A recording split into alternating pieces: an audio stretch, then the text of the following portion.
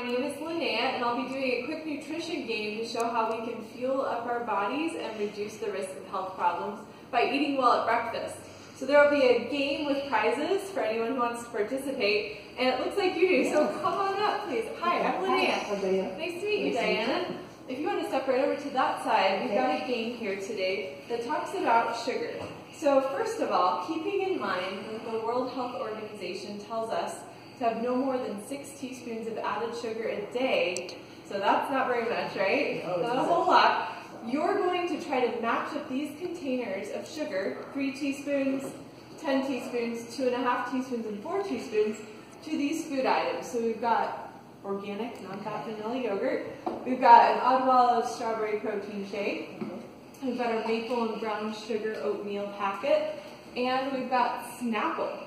So notice that the items behind them have 0 grams of added sugar in it. So this is plain fat-free yogurt, 0 grams of added sugar. Our low-fat and fat-free milk has 0 grams added. Same for our plain oatmeal. And this is some fruit-infused water, 0 grams of added sugar. So let's start out with the 3 teaspoons of sugar. Which one do you think that goes to, of the Snapple, the oatmeal, the smoothie, or the yogurt? I'm going to say this one. Okay, so we think the Odwalla. All right, how about the 10 teaspoons? Which one do you think that one goes to? I'm going to say the tea.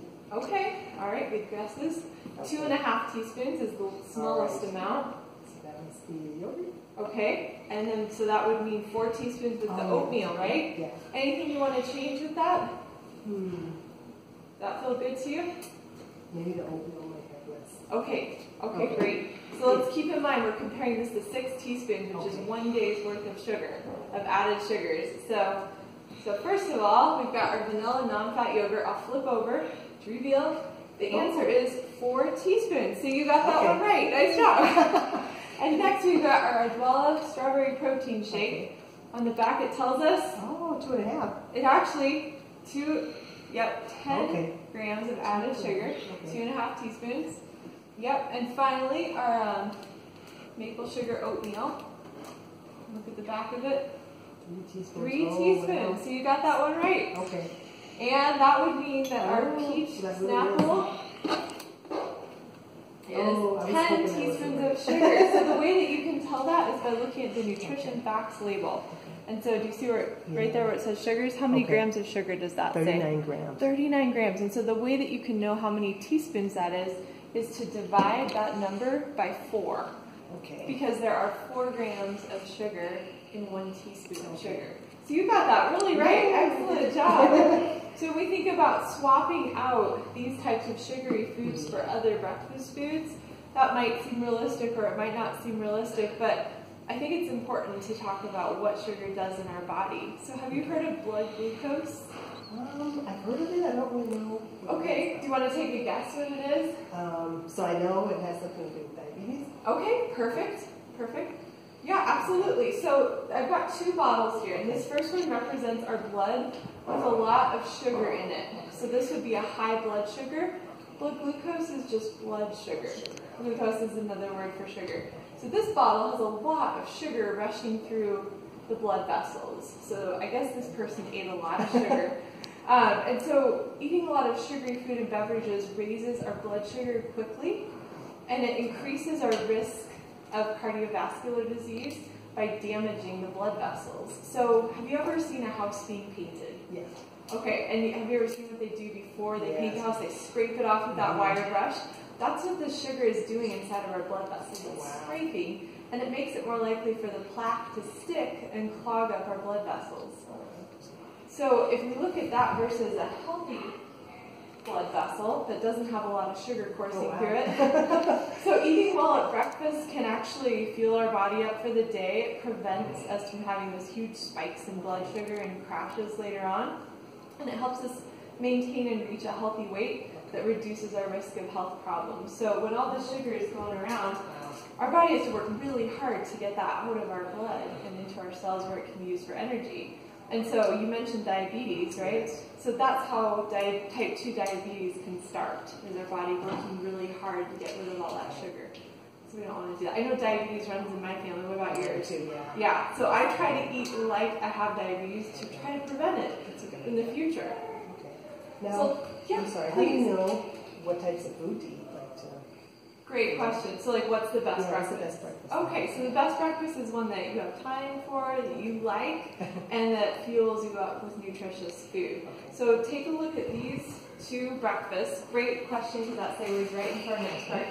So first of all, we've got a breakfast with some yogurt, an egg on whole wheat toast, and some berries. And we've got our second breakfast is a corn tortilla, some beans, some spinach, tomatoes, cheese, and avocado. Okay. So which of these breakfasts looks better to you? Wow, they both look pretty good. I like this because it's not a lot. Okay, yeah. I thought you needed more at breakfast time, so it's easy. Breakfast is a really important meal, and so in all the meals we eat, it's important to get enough food from all the different food groups. So we've got our fruits, vegetables, protein, greens, and dairy. Which one's your favorite food group? Oh boy, I would say fruits. Yeah, this Some is dairy. probably mine too. Yeah, so how many food groups do you see represented in this breakfast? So we've got our spinach. Which group does that come from? That's vegetables. Yep, and how about our tomatoes? I think that tomatoes are fruit, right? They are fruit, botanically, but they count as part of the Okay, vegetable group. okay. Great point. What about our cheese? Dairy. Great. Beans? Beans, protein. Protein, absolutely. And our avocado? I think that's a fruit as well. It is a fruit botanically. It's in the vegetable group, but it has a lot of fat, the good type of fat, the heart-healthy fat. It's just important that we limit the amount of it, because a little slice goes a long way. It has a lot of energy or calories in it. Great job. So we've got a lot of different food groups in there. Anything we're missing in this one? Oh, grains, right? Oh, we got our grains. Yeah, the tortillas are grains, so that provides energy for us. What about this breakfast? What food groups do you see there? So I see dairy right away. Okay. The egg is protein. Yes. The bread is your grains. Great. Fruit is blueberry. Perfect. So is there anything you would add or change to this to make this your breakfast? I don't think so. Maybe some hot sauce. No. Oh, yeah, hot sauce or a little avocado. Yeah, That's what avocado. I use. Some salsa. Yeah, perfect. So when you think about trying to eat more like this and incorporating at least 3 food groups into your breakfast, and ideally we want to incorporate the whole foods, those minimally processed foods that don't have a lot of added sugar or salt to them. Does that feel realistic compared to what you're doing right now? Or what one change would you make? I think that seems realistic. I like the idea because I don't eat breakfast now. I'm just having something simple. So Okay, great. And you said you don't eat breakfast right now. What's the barrier for that? just time. Yeah, I hear you. It's hard. I rush in the morning. Exactly. Yeah. So when you start out your day without eating breakfast, or I started out my day without eating breakfast, it's like driving a car on empty, right? When you don't have enough fuel to get through the day. And so later on in the day, I start feeling irritable or hungry or, the hangry feeling. Exactly. Right. And so I don't want to drive around on empty. I want to fill up on breakfast. So what are some strategies you think you could do to have your breakfast ready to go? Something like this, I could probably fix most of it at night. Oh, okay. Great. The night before? Yeah. Totally. Yeah, we have this handout that gives some more ideas for breakfast on the go. If you don't have time to eat, there's some information about portion size, why it's important to power up with protein, choosing from at least 3 of the food groups, and then talking about which is better, the fruit or the fruit juice. We know that whole fruit is better because it contains fiber and doesn't spike the blood sugar as fast. And then we've got our recipe on the front. So if you enjoyed the snack, you can definitely have that later on. Okay. Well, thank you. Thanks so much. Any other questions for me before you go? Wow, that's all I can think of at this time. Okay, great. It's definitely helpful. Awesome. Well, nice to All meet right, you, nice to Diana. meet Have you a as great well. day. You too. Bye. Bye.